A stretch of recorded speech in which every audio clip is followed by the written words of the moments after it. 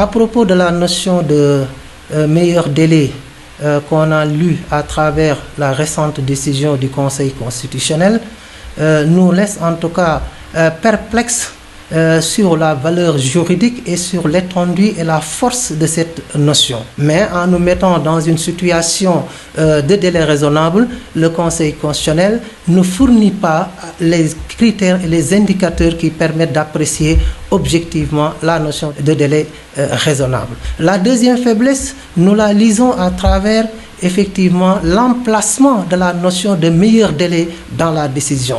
À ce que je chasse, la décision comporte deux parties.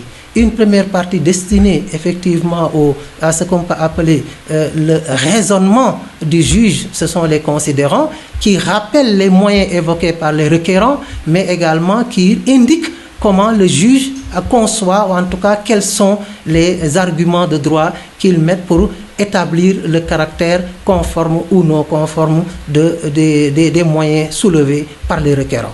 Mais si vous lisez effectivement ces considérants, vous vous rendez compte que la notion de meilleur délai ou l'injonction entre guillemets qui est donnée à l'autorité exécutive se situe au niveau des considérants et non au niveau du dispositif, parce que le dispositif est segmenté en 3 articles. Le premier qui consacre la recevabilité du Conseil constitutionnel sur 2 points, d'abord sur la loi constitutionnelle et sur le décret, ce qui est effectivement une nouveauté de ce point de vue.